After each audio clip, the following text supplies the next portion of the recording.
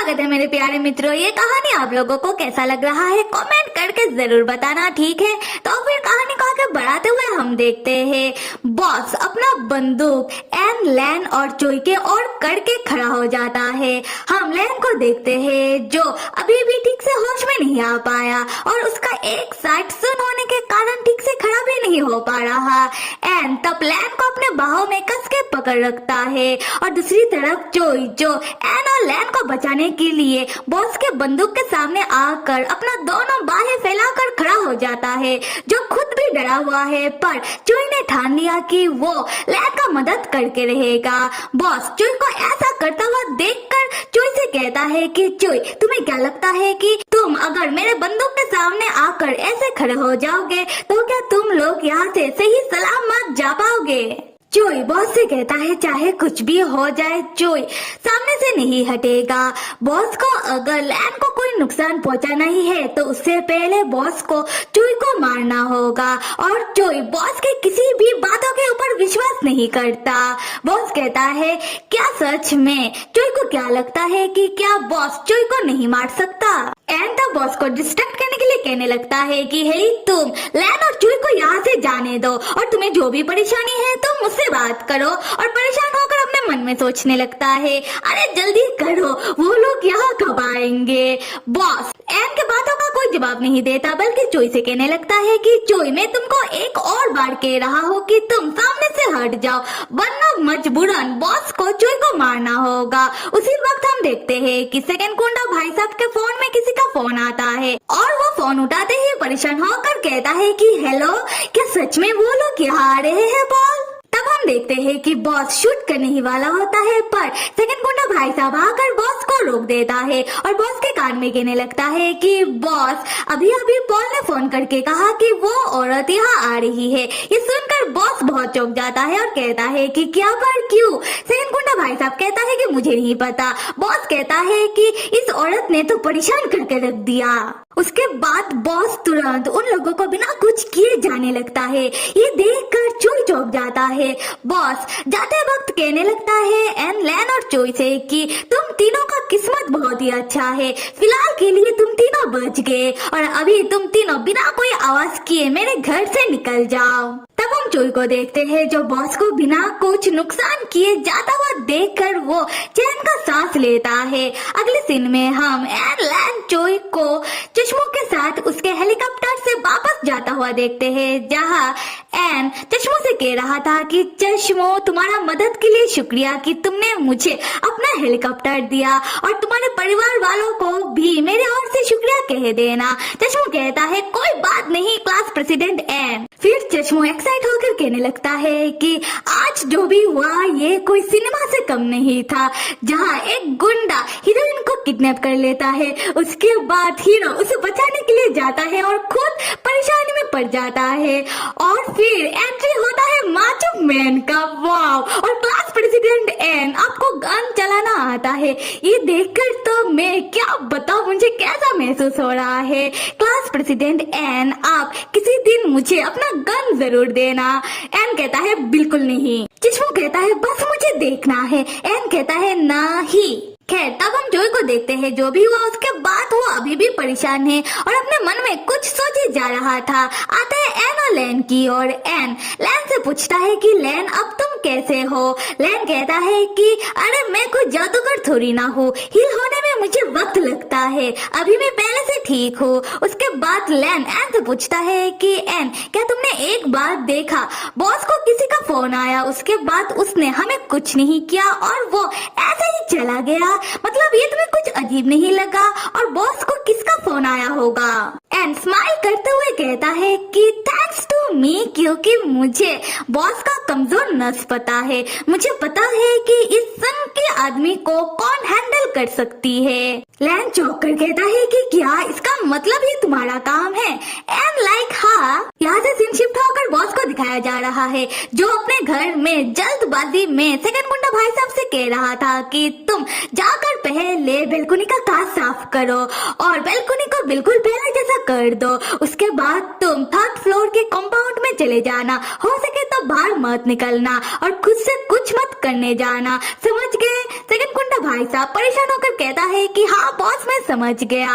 तब हम देखते हैं कि बॉस के घर के बाहर एक बड़ी सी ब्लैक कलर की कार आती है। बॉस कार को देखकर बाहर निकलता है और अपने मन में सोचने लगता है सब अपना काम सही से कर रहे हैं जितना उनसे हो सके, पर आप यहाँ वो सब देखने के लिए कभी भी नहीं आती हो। पता नहीं आज क्यों मेरा शांति भंग करने के लिए आ गई मुझे परेशान करने के लिए। तब हम देखते हैं कि कार में से एक औरत और उसके साथ एक आदमी बाहर निकलता है जो बहुत ही स्टाइलिश लग रही थी और उस औरत के ड्रेस में एक लोगो था जो उल्फ का था। बॉस तब उस औरत से कहने लगती है कि आप यहाँ कैसे, क्यों, मतलब अगर आपको मुझसे मिलना था तो आप मुझे बस एक फोन कॉल कर देती, मैं ही आपसे मिलने के लिए आ जाता।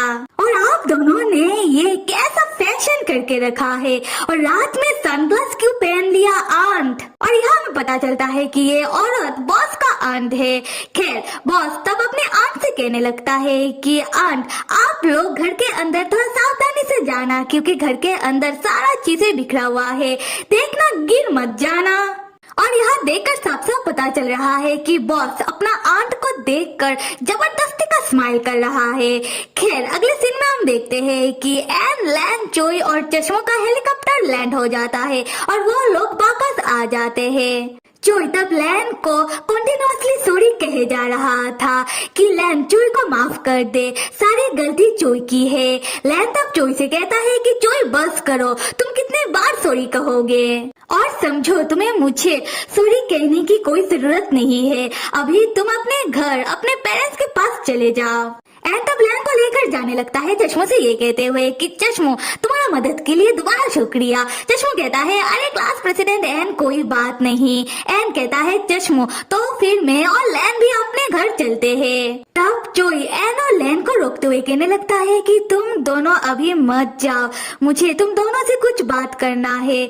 मैंने बॉस के घर में कुछ ऐसा देखा जिसके बारे में मुझे तुम लोगों को बताना है, खास करके मुझे लैन से कुछ पूछना है। यहाँ पर चोई का बातें सुनकर एन और लैन एक दूसरे की ओर देखने लगते हैं। यहाँ से सीन शिफ्ट होता है और हम देखते हैं कि एन लैन के साथ चोई को अपने घर लेकर आता है और चोई से कहता है कि चोई अब बताओ कि तुमने बॉस के घर में क्या देखा और तुमको हमसे कौन सा बात करना है। चोई कहने लगता है कि मैंने बॉस के घर में देखा कि उसने अपने घर में बहुत सारा हिडन कमरा बनाकर रखा है और ऐसा ही एक हिडन कमरा बॉस ने अपने अंडरग्राउंड में बनाया है और वहाँ बॉस मुझे लेकर गया और उस हिडन कमरे में मैंने देखा एक आदमी को जो किसी जिंदा लाश की तरह लग रहा था, जिसका हालत बिल्कुल सही नहीं था। बॉस मुझे कहता है कि वो आदमी बॉस का फर्स्ट ब्रदर है और यहाँ पर हमें पता चलता है कि फर्स्ट गुंडा भाई साहब मरा नहीं बल्कि जिंदा है।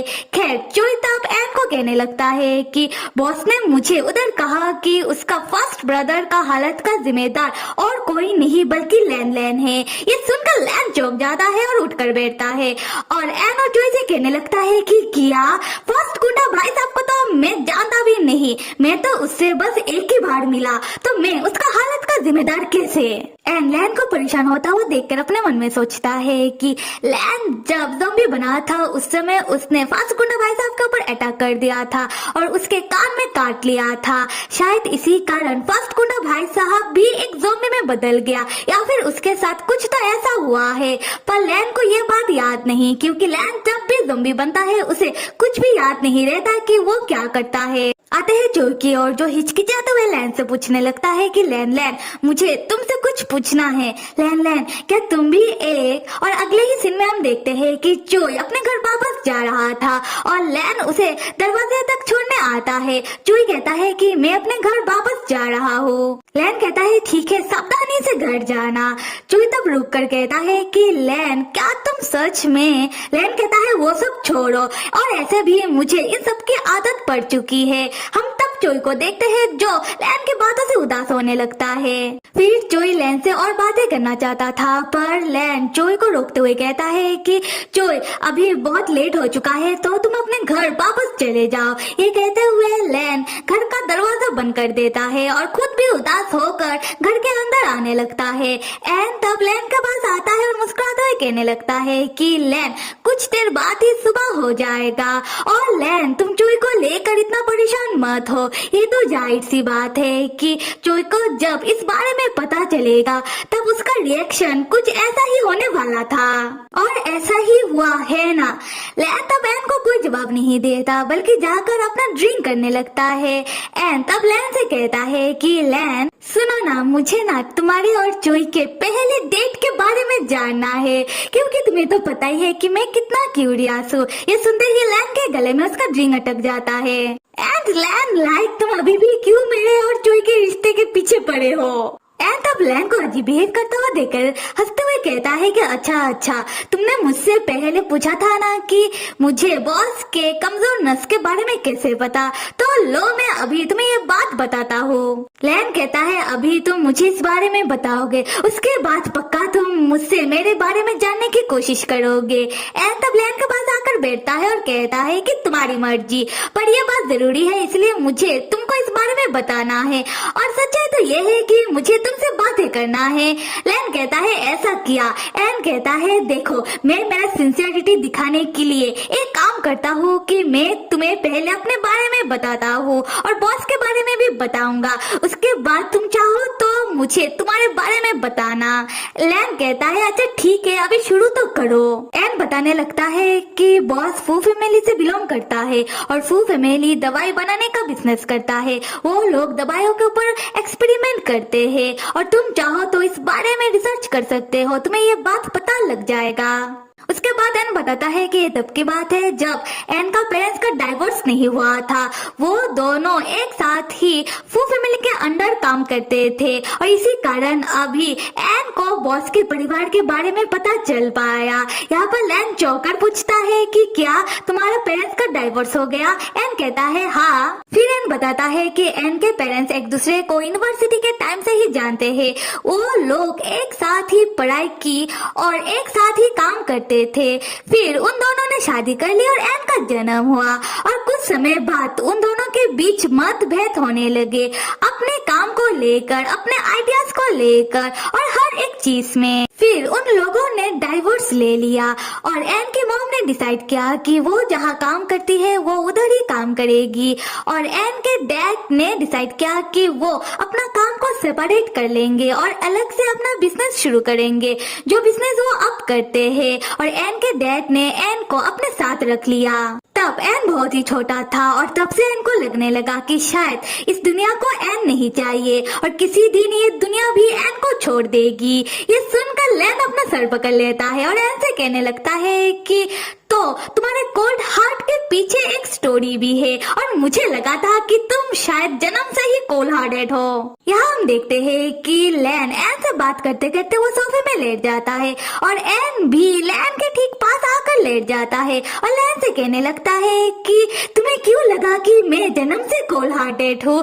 देखो सारे बच्चे छोटे जब होते हैं वो सेम ही होते हैं, और देखो मैंने अपने पेरेंट्स के बारे में कभी भी किसी से बात नहीं की, मैंने पहली बार इस बारे में तुमसे बात किया। लैन कहता है क्या सच में? और मुझे पता है कि अभी तुम्हें मेरे बारे में जानना है और मुझे ये भी पता है कि तुमने मेरे बारे में पहले से ही पता लगा लिया होगा और तुम्हें मेरे बारे में वो चीज भी पता है जो दूसरों को नहीं पता, तो फिर मैं तुम्हें एक्स्ट्रा मेरे बारे में क्या बताऊं? देखो सारे बच्चे अपने पेरेंट्स की तरह ही होते हैं, है ना? और यहाँ एन समझ जाता है कि लैन बातों को घुमाने की कोशिश कर रहा है। एन तब अपना हाथ लैन के सर में फिराने लगता है और लैन को प्यार से घूरने लगता है। लैन एन से कहता है कि अच्छा मैं समझ गया, मैं तुम्हें अपने बारे में बता रहा हूँ और मुझे पता है कि मैं तुमसे कुछ भी बातें कर सकता हूँ। तो फिर मेरे प्यारे मित्रों, आज का एपिसोड देखकर जो पता चल रहा है वो है कि चोई को पता लग गया लैन की सच्चाई के बारे में। और आप सबको क्या लगता है कि आगे क्या होने वाला है? खैर आप सब लाइक, सब्सक्राइब और कमेंट करना तो बिल्कुल भी मत भूलिएगा। Till then stay with me and see you.